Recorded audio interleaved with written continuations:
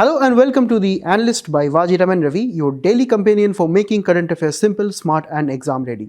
It's April 22nd, 2025 and today's edition brings powerful insights to strengthen both your mains and prelims preparation for UPSC examination. In our in-depth analysis today, firstly we'll be exploring India's creative economy, its growing potential and the role in job creation, innovation and soft power. Then we'll be decoding interstate power sharing, the evolving dynamics of energy cooperation and federal balance. We also have a set of crisp, simplified articles tailor-made for UPSC Prelims 2025 examination, which is upcoming soon, covering the various topics of science, economy, environment, international institutions, and even some world affairs. Hi guys, I hope you all are doing well. I hope your preparation is also going fine. And this is again a very informative session on the various articles that have come in the newspapers today from the Hindu and the Indian Express. Now, when we talk about the very first article, we have to discuss about this editorial, which is a very interesting one on India's creative economy. Now, we have heard about so many economies, right? The rural economy, the urban economy, even the care economy, which was also a question which was asked in the mains examination in 2023. Now, we have to look into what are the various aspects of creative economy. And according to the author here, this creative economy is having the potential to transform India into a $5 trillion economy. And also, we have to understand that this economy is pertaining to a very important talent source, that is our homegrown creativity. Now we'll be looking into it. Firstly, we have to appreciate that this is a topic which is extremely important for prelims examination, mainly when it concerns our economic and social development. Also, from the perspective of GS3, we have to talk about our Indian economy and also the various issues pertaining to it and how we can actually uplift the same. And here we have to also appreciate the fact that we have this section of economy also interlinked with GS1, various parts of society, where we have to actually take into consideration the various innovations, ideas that also come from mainly the various sections of the population, such as tribal sections and so on. So that is why, firstly, when I start with the very basic thing here, we have to firstly understand what do we mean by creative economy. Now, creative economy is also known as something which we know as orange economy, because these are actually consisting of those industries that thrive on original ideas, art, design and technology. To give you some of the examples, firstly, we have some software services, research and activities, we have some advertisements, architecture, art and crafts. Also, when we talk about films, music, fashion, traditional arts, so all of you can actually understand that all of these are also economic activities, but these are special kind of economic activities where we have to involve our minds, our innovation, our innovative ideas, and these will be creating a lot of revenues if we utilize them very properly.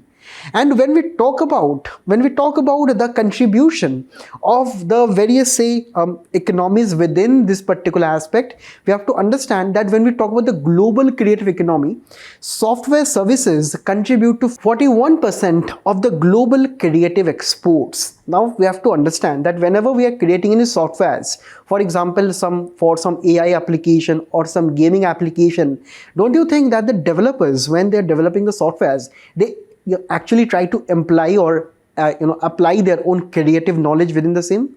Also, the same thing we can apply in research and development.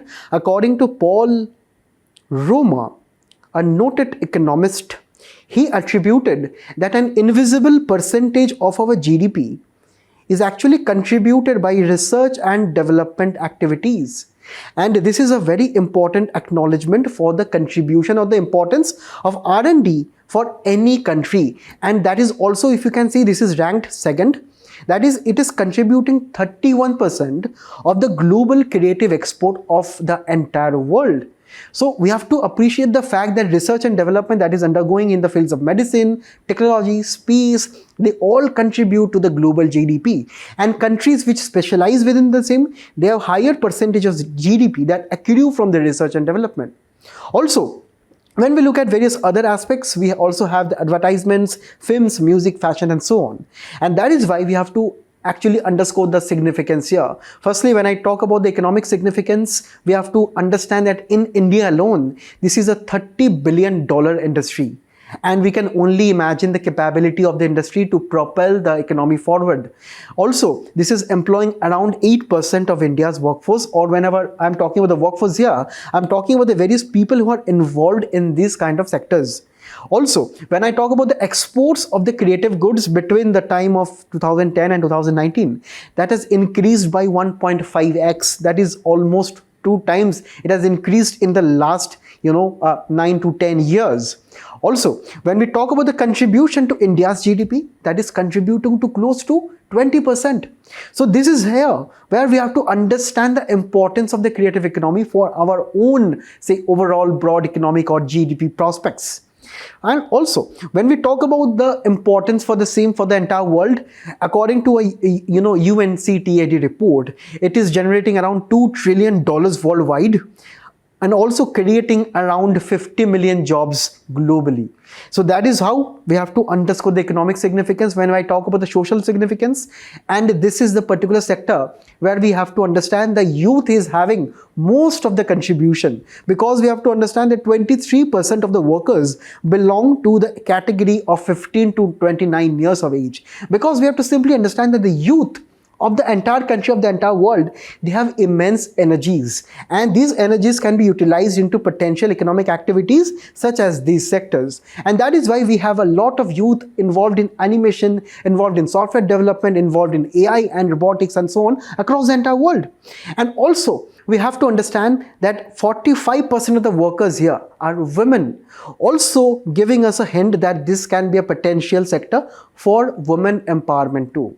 And that is why we have to appreciate the impacts that is having on the various other sectors, that according to the various creative avenues generated by the people, it can have larger effects or various spillover benefits to tourism sector, hospitality sector, and various other sectors. Apart from this, we can also channelize the various creative economic forces in the country to also power various sources of education and entertainment that we combine, and together we to call it as edutainment, right? For example, by selling online courses or storytelling formats.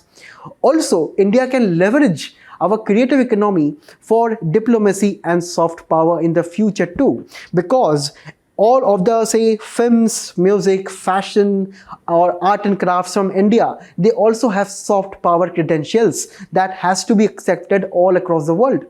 Next, and finally, we have to understand that whenever we generate ideas in our mind, or when we try to use those ideas to produce some films, music, softwares, we are not harming the environment at all.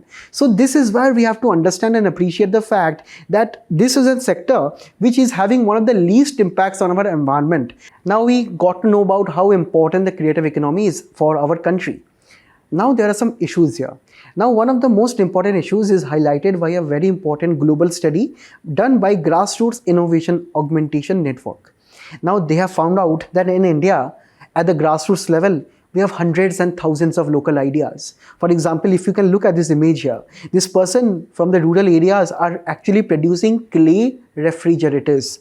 Now these are clay fridges, which means that this will be keeping our food items and the various items, cool during summers and so on. So this is how we have to understand. In India, we have a lot of creativity. We have creativity in our gullies, in our localities, in our villages and so on.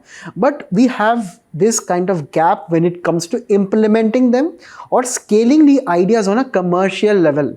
So these are the main issues that people face in our country, right? And this is how we have to focus on understanding what are the various hurdles when it pertains to the creative economy in the country. Firstly, when we talk about ideas, we have to be aware of the ideas first. We have to understand what others people are doing, how they are actually understanding, and that is the best way in which internet can also be used. But when I talk about the internet, in India, we have limited digital access. For example, if I talk about the rural India, only 41% have internet connections there. Next, also when we talk about the rural area and compare with the urban areas in our country, we have a rural-urban divide. And that is where we have to appreciate the fact that 67% of the creative workers live in the urban areas, And this is also where we have to understand the rest of the people also live in the rural areas. That is where we have to understand the aspect of the equity with reference to internet connection in this particular area. Also, when we talk about the intellectual property rights, we know that to safeguard our creativity, to safeguard our innovation, we need to have some legal contracts for the same. That is why the patents are there, the copyrights or the trademarks are already there. But when we compare the same with India and the rest of the world, India is way behind in patent rights. Sometimes the people do not even know what patents are. So that is why the lack of awareness, also the lack of enforcement in India comes when we talk about the IPR regime. And that is why we have to take into consideration the fact that in India it takes 58 months to file, register, process a patent in the country. But when we talk about the same in China, it takes only 20 days. So we can actually compare the same, right? We can compare the gap that we have. In India, we take almost 2 months. They do it within a month. Next, when we talk about the creative economy, we know that we have various sectors, right? We have the film sector, we have the music, we have the, software designing and the various other aspects here. When we talk about that, all of the sectors have their own markets. All of the sectors have their own consumers.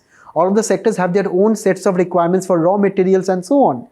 And that is where we cannot compare, for example, the handicraft sector with the film producing sector, because the handicraft sector has traditionally lacked finances, credit and so on, whereas the film sector have their own unique set of challenges. So that is why we cannot have one size fits all policy in this particular market here. That is where we have fragmented markets all across the country, all across the sector. Next, when we try to implement some policies on the ground, we always need some data. We need the data about how many people are employed. We need to understand the data as to what is the average salary or the mean wages there. So to collect the data, we need to understand the markets, but already the markets are fragmented and a lot of the people here are also employed in the informal sector. So these are creating issues. Next, also when we talk about the artists, sometimes the artists do not have proper qualifications. Sometimes the artists also do not have proper amount of, documentations to be eligible for various government schemes. So these are the various intra-sectoral issues.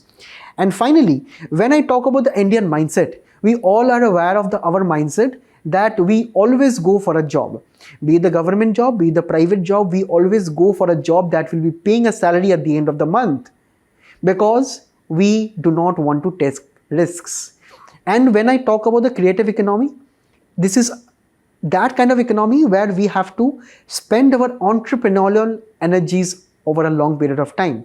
We have to invest our ideas, we have to invest our innovation in our own, entrepreneurial enterprises. So that is how this kind of economy promotes more business-minded peoples and not those kind of salaried class employee mindset. And that is why when we try to pursue safe jobs, for example becoming a doctor, becoming an engineer, we sacrifice our creative innovations. Now after discussing the various issues, we need to now understand what the government of India and also the various international initiatives are in this regard. Firstly, we have the national policy on design, mainly in the fashion film industry, where we have various aspects of design thinking and innovation. Over a period of time, the government has also included the same within various software patents and so on. Next, we also have this 2016 National Policy on Intellectual Property Rights that is talking about or dealing about the various administrative issues when we talk about the implementation of various patent rights, trademark, copyrights on the real ground. Next, we also have this UNESCO Creative Cities Network of all the important cities all across the world, where we have the most aspects or the most amount of creative individuals in villages, in rural areas, in urban areas and so on. So here Indian cities are also there which are globally recognized for creativity, and this will be promoting special focus from the government of India to give various benefits in these kind of cities. Next, we also have something which we know as zonal cultural centers, which promote local culture through various regional platforms. Firstly, to appreciate their contributions in their district, then to the state and to the national level.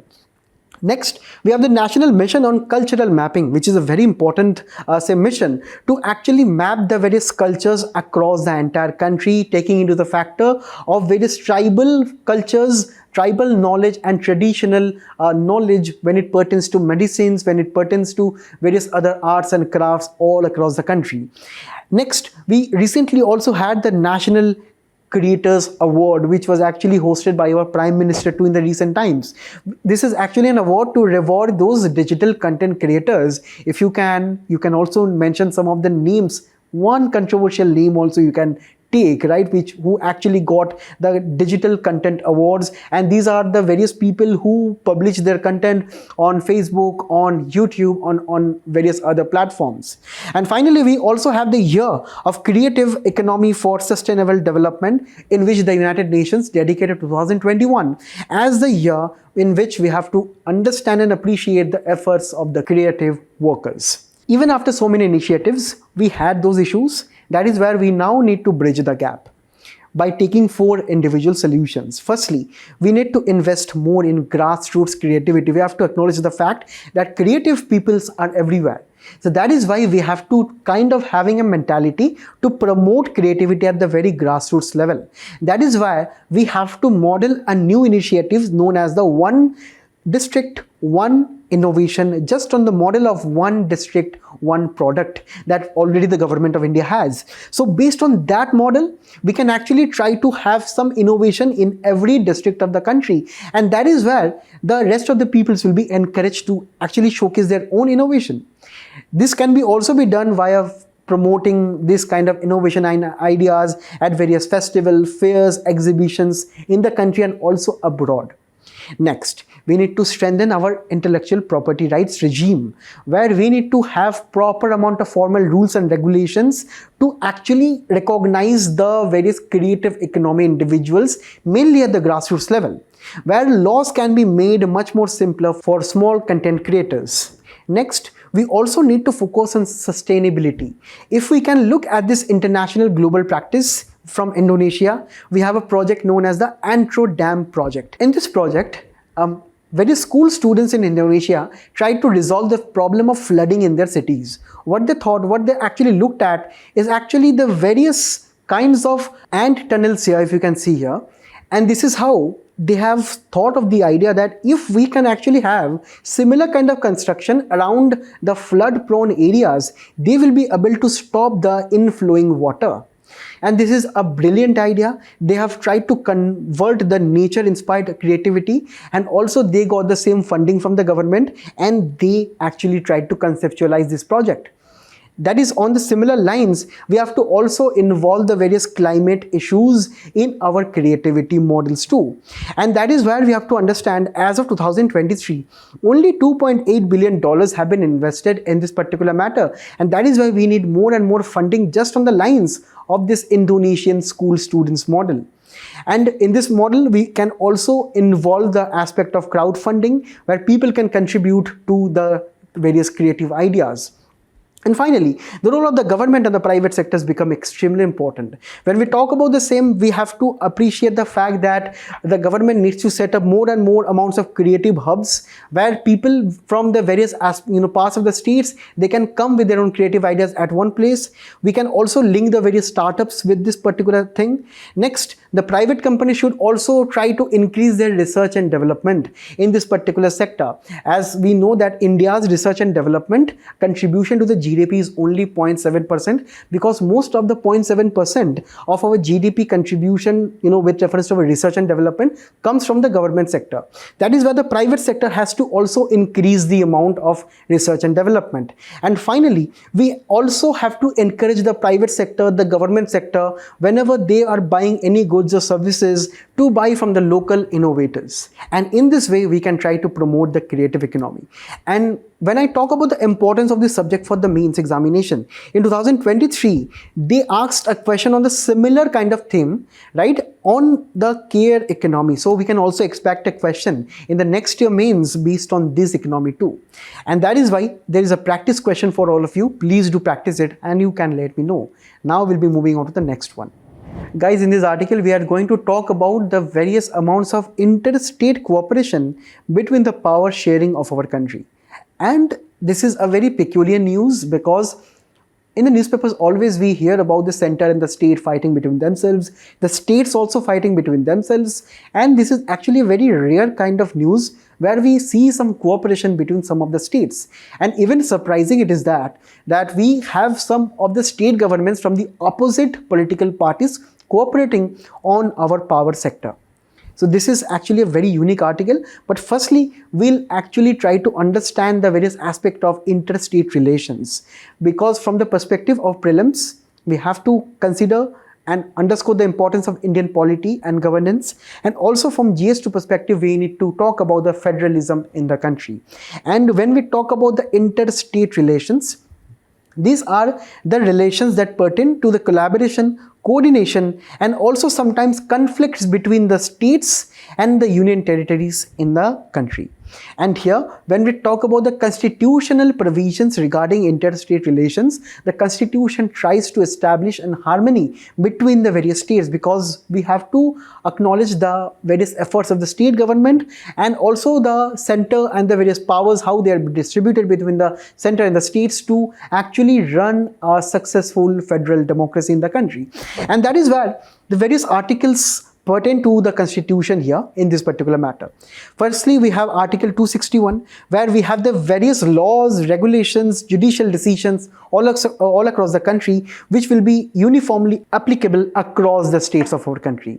Next, in Article 262, we also have the provision to sort out various river disputes, for example, the Kaveri or the Krishna disputes, which are always in the news. Thirdly, we have Article 263, a very important article, which is allowing the creation of interstate council for better coordination between the states and also the center among the states. And finally, we have Articles 301 to 307, where we have the matters when it pertains to trade, commerce, and movement between the states. Now, when I talk about various interstate relations, we have three types mainly. Firstly, we have cooperative, collaborative, and competitive federalism. Now here, cooperative federalism generally means that the state works on their own shared interest, such as the main topic of this article, that is the recent Telangana and Rajasthan Solar Pact. Next, when we talk about the collaborative federalism, it generally means that we are having some joint efforts with the central government to implement various kind of measures. For example, when we had this kind of Kerala floods and Odisha cyclones, the center and the states kind of collaborated on the manner to sort out the issue. And finally, we have also one interesting kind of federalism that is known as competitive federalism, where the various states here try to vie for various resources and investments. Now these investments are, for example, always seen in the news between, for example, the states of Gujarat and Tamil Nadu, when they fight among themselves for attracting investments. And if you ask me, all of these three things are extremely important to keep the spirit of federalism high in the country.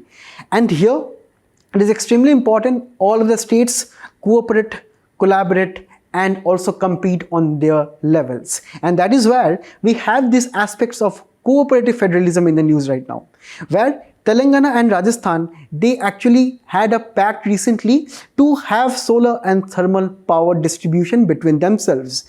And this is at the tune of investment of 26,200 crore, mainly because Rajasthan has vast solar potential. Telangana, on the other hand, do not have enough land, and if Telangana government has to install various solar panels or construct solar parks, they have to actually acquire land, which will be very costly. It will be leading to delays, and that is why these two states have collaborated on the framework that Rajasthan has a vast solar potential and also lots of solar parks in their state. They will be trying to collaborate to distribute the power, and this will be benefiting both the states because Rajasthan will be getting the money out of the solar power. Telangana will be getting the solar power, which is a very important aspect when we talk about diversification of our power sector to cleaner fuels. Also, Telangana has signed a similar pact with Himachal Pradesh with reference to hydropower.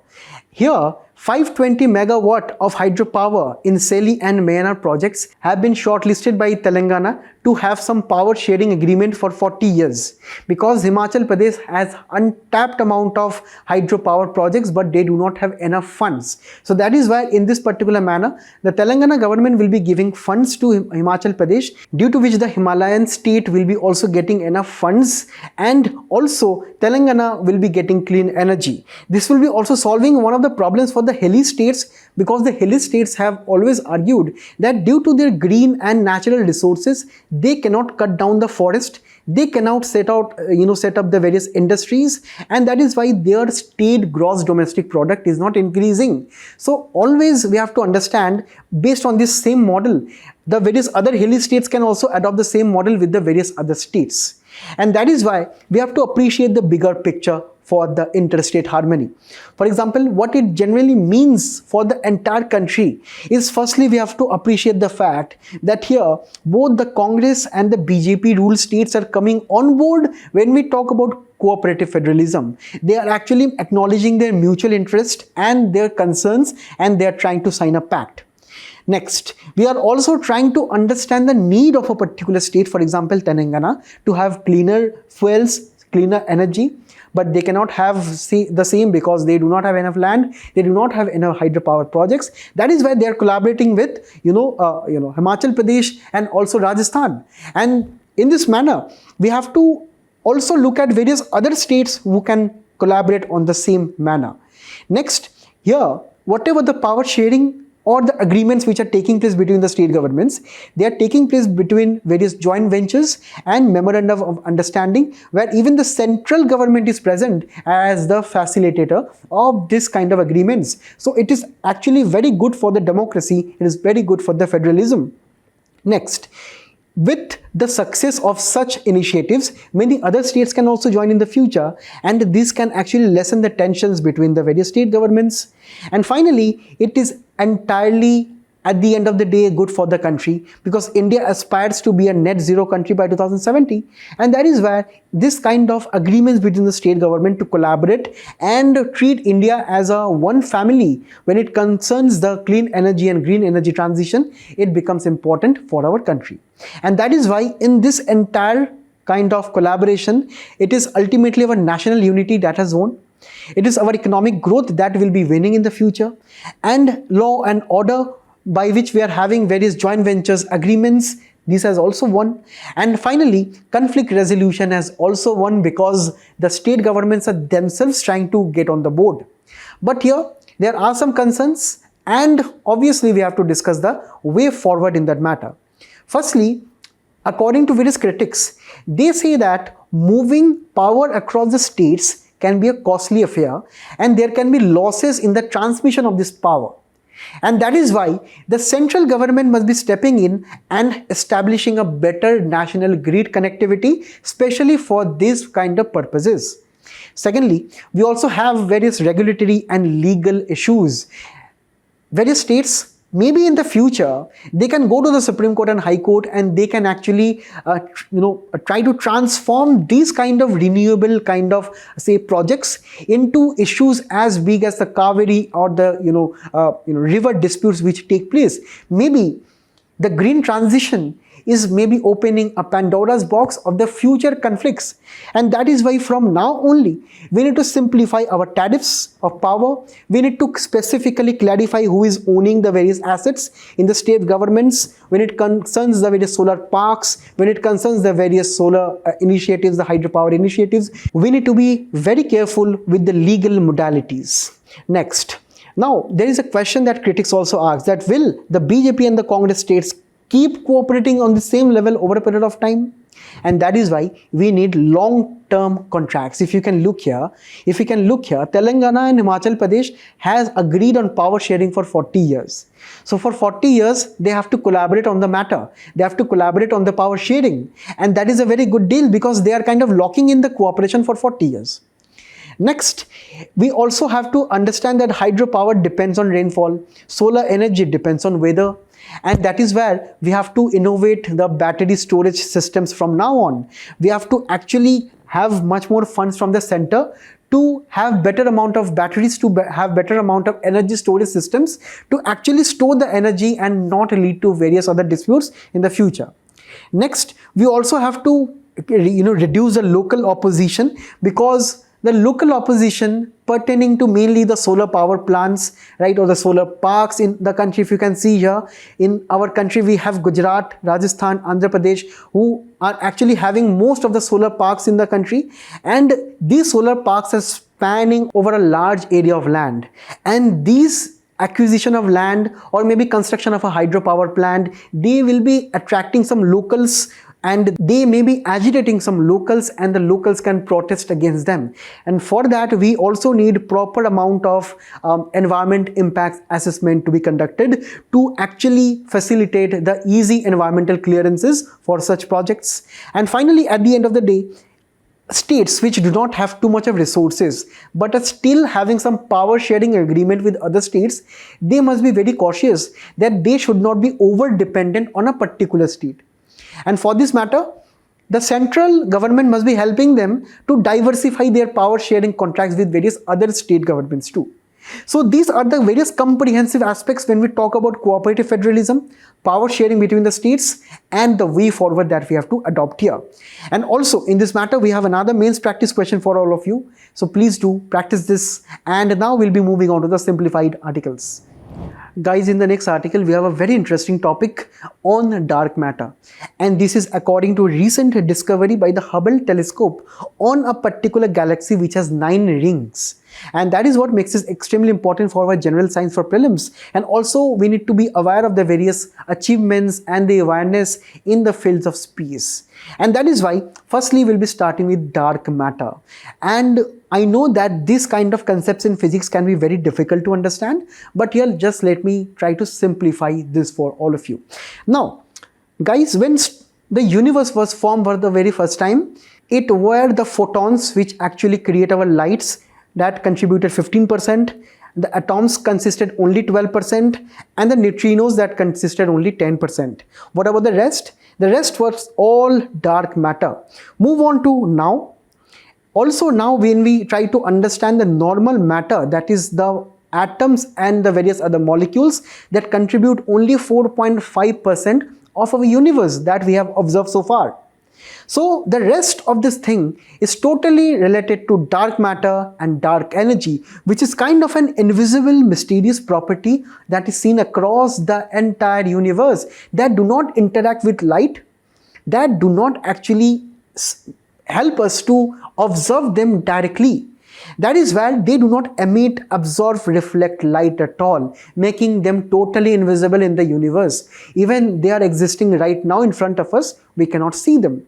Because we have to understand, as a fraction of our entire universe, only 4.5% consists of stars, animals, earth, or people like us. The rest is completely dark. And that is why they are known as dark matter, because we cannot see them. But we know they exist because dark matter have some effects on our gravity. Our gravitational fields, our gravitational waves, they interact with dark matter, and by studying the gravitational effects, we can indirectly conclude, okay, there is some dark matter in the universe. And we have to also understand why scientists are so much interested in dark matter, why they believe that dark matter will be helping us understand the origin of our universe. Firstly, we have some evidences here. Now, when we look at the normal laws of physics, generally, according to astrophysics and the various other, say, scientific principles, scientists have observed that the galaxies should have more stars at the center. But in real life, we have seen that the stars are uniformly distributed across the galaxy. So there is some mysterious force which is actually holding the stars together even at the edge of their galaxies. Next, we also see something which we know as gravitational lensing. For example, if there is no dark matter, we can see a distant galaxy as it is. For example, a galaxy is looking like this. We will be having the same observation without dark matter. For example, if a galaxy is looking like it, we'll be looking from our telescopes, from our, say, observatories in the same manner like this. But in the presence of dark matter, if there is dark matter in between us and that distant galaxy, we can actually see a distorted kind of image of that galaxy. And that is what we see in real life. That is always that we see right now. That whenever we are seeing any galaxies, that is not their usual shape and size. That is kind of distorted because of the dark matter that is present between them. And scientists also believe that this kind of distortion tries to magnify those galaxies which are far away, and that is why this is known as gravitational lensing. And this is how we can actually combine gravitational waves and dark matter to actually magnify the distant space objects. Finally, we also have cosmic microwave background. This is generally the remnants of the expansion of the Big Bang, and this is actually the place where we can see light for the very first time. So according to various scientists, the evidence of cosmic microwave background also suggests that there is dark matter. And also right now we have to actually understand what dark matter is composed of. As of now, scientists are still yet to figure out what they are composed of, because we do not know for sure what they are composed of, but we have some ideas, from theoretical ideas, where we need to just be aware from the exam point of view. Firstly, there are various weakly interacting massive particles which have the masses 10 times or 100 times heavier than of a proton, right? But they rarely behave with normal matter. They are actually, for example, behaving outside our standard model of physics. The standard model of physics generally refer to the standard model that we have at the atomic structure. For example, at the atomic structure we have the nucleus, we have the electron, proton, and the various subatomic particles. Now, the presence of weakly interactive massive particles refute or expanded the standard model of physics. Now, to appreciate the existence of dark matter, we need to now expand our knowledge of standard model. We need to appreciate that this model is not enough. We need to actually talk about many other things. And here we have to also understand the various international efforts as to how the scientists are actually trying to find the various weakly interacting massive particles. These actually pass throughout the earth unnoticed, and that is why we have various underground detectors. For example, Denonit in Italy, and also the CERN Large Hadron Collider that we have as particle colliders. They also try to help us discover the WIMPs, but they have still not conclusively find any kind of evidence here. Next, we also have something which we know as sterile neutrinos, which are different kind of neutrinos, and they only interact via gravity. And here we also have the Ice Cube Observatory at Antarctica trying to help us understand the nature of sterile neutrinos. Even the scientists are not yet sure about what is the nature of sterile neutrinos, but they are different from the neutrinos that we have right now. Also, scientists are anticipating axions, which are hypothetical particle. Scientists are still unsure about whether this particle exists or not, but these are extremely light according to the various astronomers, and they could be converted into photons in strong magnetic fields. And for this, we also have the ADMX in the US, which is searching this. And at the end, we also have massive compact halo objects, which is a general halo aura that we see around various galaxies. As you can see, this dim, faint across the various galaxies. So this is where these are the kind of astronomical bodies which are extremely massive, and they can also someday, if at all detected, can explain the presence of dark matter.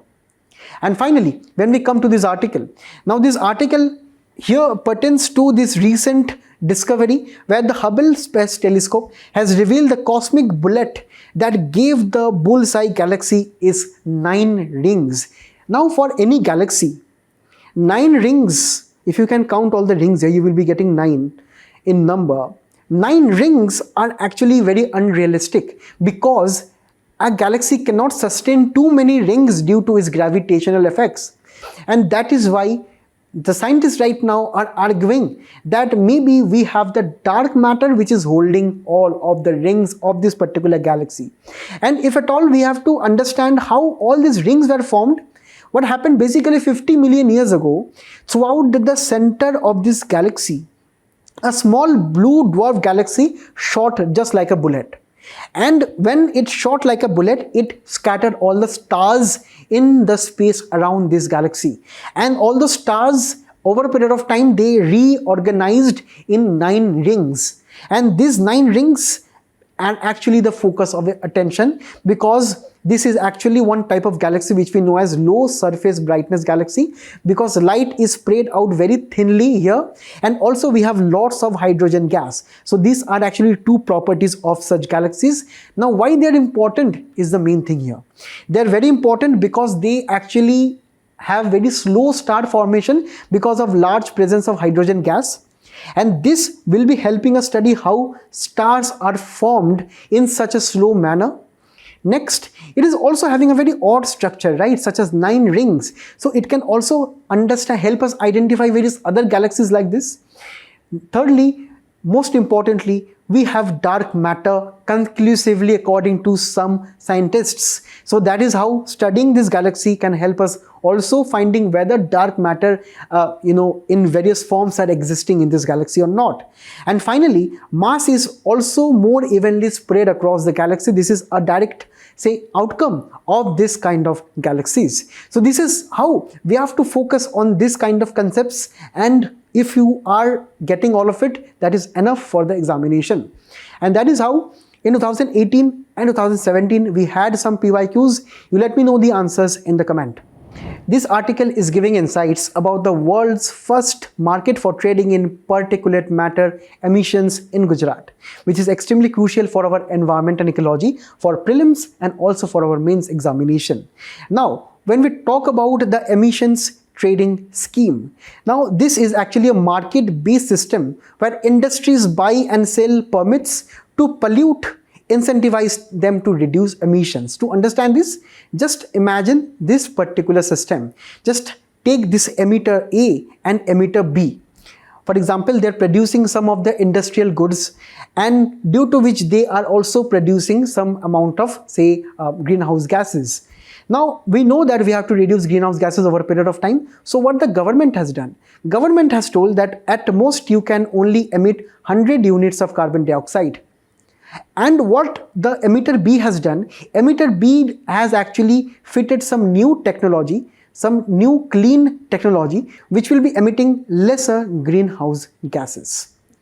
And by this, they will be saving some of the emissions. And if this emitter A, who do not have any new or clean technology, they will be emitting more than their specified amount.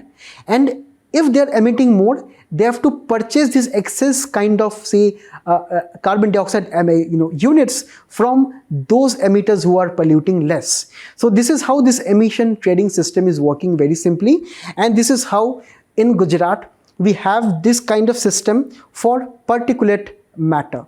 Particulate matter is actually almost the size of your hair, and sometimes even smaller than that. Based on that, we have 2 kinds of particulate matter, the PM 2.5 and the PM 10, where this ranges from organic compounds, metals, dust, pollen, etc. These are extremely harmful for the environment and even for our human bodies, because they can actually accumulate in our bloodstream, in our various organs, and can cause various respiratory disorders and various other diseases and illnesses, due to which we need to try to limit the particulate matter emitted over a period of time. And that is why this initiative is targeted at the textile industry on a pilot basis, right? And the results of that pilot is extremely important to understand. We actually saw 20-30% drop in PM emissions. We also had 99% compliance rates across the entire factories that were actually piloted, and the non-participating plants actually violated only 30% of the time, because they also tried to emulate the same model of this pilot project. Now we have to understand how this emission market is working. Now this emission market is being propelled by our Gujarat Pollution Control Board in collaboration with the GPAL lab and also Energy Policy Institute at University of Chicago and the Yale University, where they are actually using cap, permit, auction and compliance. For example, in the very first place, they are trying to cap the emissions at 280 tons, right, per month. And here according to those kind of caps, they are releasing some permits which are equivalent to 1 kilo of particulate matter, right? And this kind of say permit will be valid during one compliance cycle, which is generally up to 6 weeks. And this Gujarat Pollution Control Board will be issuing 80% of the permits for free to those industries who have actually tried to pollute less, and they will be selling the rest of the 20% in the open market via auctions. And these are the 20% permits which are very important. Now these 20% permits will be sold at various auctions at some price discovery mechanisms, where the various buyers, the sellers will be there at this auction, and they will be trying to bid their prices. And based on the number of permits available and based on the various price mechanisms, the permit prices are as of now limited to between 5 per kg to 100 rupees per kg. And that is where the various participants will be auctioning upon the prices. And finally, when we talk about how this will be monitored and will be implemented, plants will be posting a bond of a particular amount, say for example rupees X.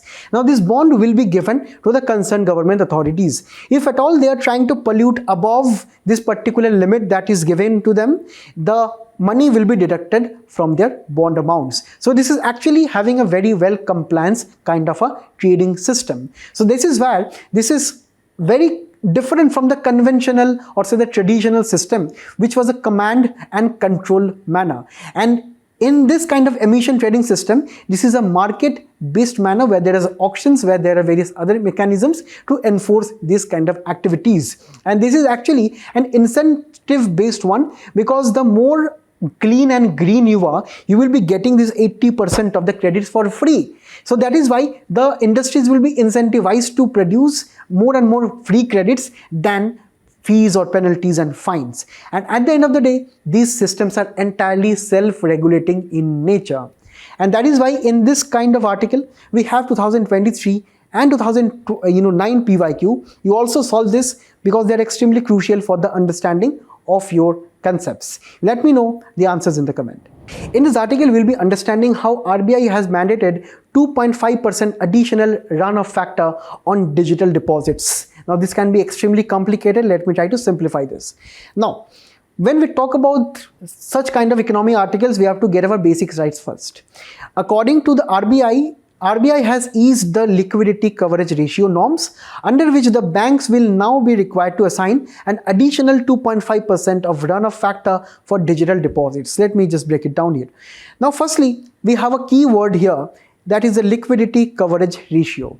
Now, what is the liquidity coverage ratio is all about? This is nothing but the total amount of stocks of high liquid assets of a particular bank divided by the total net cash outflows over 30 days of the bank. It generally means that the banks need to have some safe cash or various liquid assets which can actually sustain the bank's withdrawal operations for 30 days. On a day-to-day, we try to withdraw money from the banks. Now the banks have the data as to how many money or how many of the consumers they withdraw money from the banks. So based on that, the banks required to keep some liquidity coverage ratio. That means there must be enough liquidity in the bank, enough money in the bank, that at any one point of the day, at any one point of any particular period, the banks can easily give the consumers or give their customers the facility to withdraw their money. And that facility must be having a matter of 30 days. So this is how we have to understand and appreciate the fact that the banks always must be keeping some cash safe aside for situations like bank run. Bank run is a situation where, for example, for any reason, you hear some crisis is going on, or for example, you hear that the banks are going to shut down. So what you will immediately do? You will immediately go to the banks and demand all your deposits back, because you want to keep your deposits safe with yourself. And this is exactly what the RBI has in this particular manner, because the RBI has mandated that you have to keep 30 days of that money which people generally withdraw from you on a daily basis. And this is where the run-off factor comes to picture.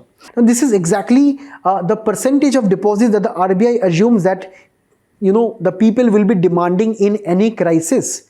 So that is why, for example, say if we have 100 rupees in our bank account, the RBI has, for example, said that you have to keep around 10% as liquidity coverage ratio. That means the banks must be keeping 10 rupees locked with itself, right? And here the RBI has mandated that you have to keep additional 2.5% when we talk about the digital deposits. Now, digital deposits are those deposits where we have the deposits, with reference to internet and mobile banking facilities. For example, say on a daily basis, we use UPI and the various other financial transactions, due to which withdrawing money or transacting using money from our bank account on a digital account becomes extremely easy for us.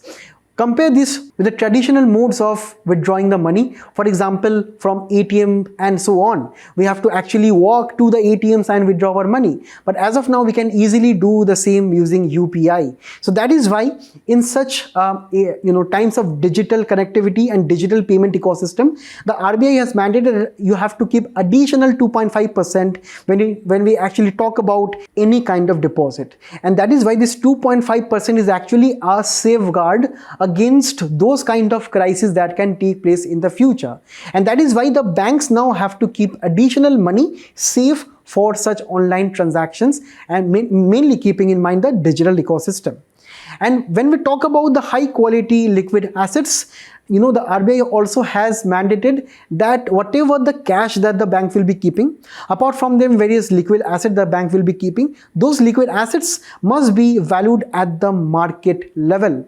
And that is why if you're keeping that extra 2.5% apart, right, you have to keep the same in, say, government securities which are at the market value to keep our money safe. And that is where we have to understand the impacts here. Now, this will be helping to improve the liquidity scenario of our country. And here, this will be also helping us align with the global banking standards. Firstly, the main impact and significance for the banks are that it will be lowering the LCR burden on the digital retail deposits, right? And it will be also offering greater amount of flexibility for the banks to give out loans. Next, we can also have credit growth at the tune of 2.7 to 3 lakh crore.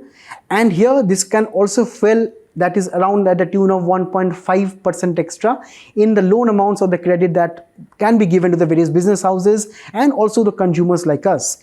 And here, all the commercial banks, excluding payment banks, regional rural banks and local area banks will be, have to comply according to the RBI guidelines. And finally, at the end of the day, the economy will be more closely following the Basel III norms, which are for safety and prudential banking norms. And also, when we talk about the various other kinds of funding types, for example, for non-financial entities, for trust, LLPs and so on, the revised runoff has been reduced to 40%. And finally, for small businesses and so on, this has been increased to 2.5% extra. So this means that the regulations here are covering almost all of the sectors and ensuring good prudential financial norms. And that is why we have this 2020 question again from the PYQ. Let me know what is the answer in the comments. Now, as of yesterday, Klaus Schwab has stepped down from the board of the World Economic Forum, a very important organization for the entire world. And that is where we have so many PYQs, which I will be showing you at the end when it concerns the WEF. Now, when we talk about the WEF, it was actually founded in 1971 and its original name was European Management Forum. And it's mainly focused on business management and the various other business resources. In 1973, it actually tried to expand into various other economic and social issues over a period of time, especially after the Bretton Woods collapse and also the Arab-Israeli war. Because the Bretton Woods institution was actually one of the most important institutions pioneering the entire economic scene, and the WEF tried to fill in the gap in this particular aspect. Now, in 1975, it also introduced membership for the world's top 1,000 companies, where this kind of companies will be paying some kind of subscriptions, some kind of fees to get expert advices on various business issues, social issues and so on. And finally, in 1987, the European Management Forum was actually renamed as World Economic Forum. And finally, in 2015, it was officially recognized as an international organization with its headquarters at Geneva, Switzerland. And the main key concept that they try to follow is stakeholder capitalism, or stakeholder capitalism generally means that capitalism must be serving all kind of stakeholders and not only their shareholders. That means shareholders always go for profits, but businesses are all about stakeholders. When we talk about stakeholders, it can be even the common people, the local people, right, who are involved in that particular business. So we have to talk about everyone. We have to talk about the welfare and benefit for everyone. So this is the main motto here. And when we talk about how they are funded mainly by one primary source, that is the corporate donations, the corporate partnerships. And here companies with $5 billion plus of annual revenue, they actually have the major chunk of contributions to the WEF. And the WEF also has a very important annual meeting at the Davos, where they generally have the meeting in Switzerland, and here they generally discuss various issues on global issues, for example climate, artificial intelligence. They also serve as a very important networking hub for the business houses, and also this is an invite only operation too. Now, from the exam point of view, we need to also understand what are the various reports and indices of the WEF. So all of you can pause the screen. You can also look at the same from the handout to understand the various reports of the WEF, because it was asked in the PYQs. It can be asked again. After this, you can also have a look at the various initiatives and programs pertaining to health, society and environment, and also some of the major important international engagements of the WEF in Korean diplomacy, where for the very first time North and South Korea had a discussion at the WEF at Davos in 1988. In 1989, it also played a role in the German unification. In 1992, it played a very important role with South Africa's transition of power, in which Nelson Mandela became the leader of the country. And finally, in 1998, most importantly, it also played a very important role in the birth of the G20 from the G7, because it actually took place at the WEF discussion and it led to the creation of G20. And these are the various PYQs I was referring to. In 2017, they asked regarding the global gender gap index and the global competitive report, right? So you don't need to give me the answer in the comment, but you have to appreciate the fact that these are the various types of questions that UPSC can ask even in the future regarding WEF or its various initiatives. In 2009, they also asked regarding the founder of the WEF. So we'll be keeping this in mind.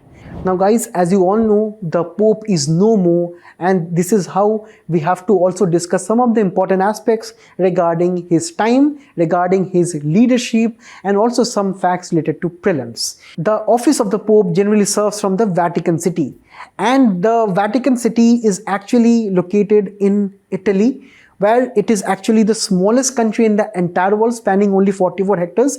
If you can see, it is completely landlocked. It is not having any access to the Mediterranean Sea. And also when I talk about the Vatican City and some of the important institutions such as the St. Peter's Square, it was actually constructed by Constantine, the Roman Empire back then, way back in 324 Common Era. And the main security forces there are the Swiss Guard, who are actually the oldest active army, and they generally have some qualifications that they have to be Swiss, they have to be Catholic, they have to be male, and they have to be at least 5 foot 8 inches tall. Also, when we talk about the Vatican City, according to the Lateran Treaty of 1929, it made Vatican City an independent country. And we have to also look at some of the important facts that is also having the highest crime rate in the entire world. And also we have 307 diplomats of the Vatican City worldwide.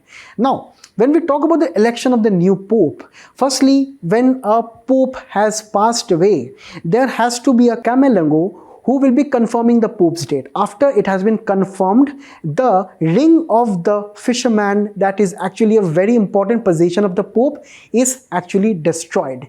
Then we have the funeral mass and the burial processions and ceremonial activities which are taken place.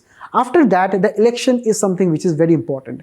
The election is actually referred to as sede vacante, that is actually the vacant seat, where there will be various college of cardinals who will be temporarily governing the Vatican City.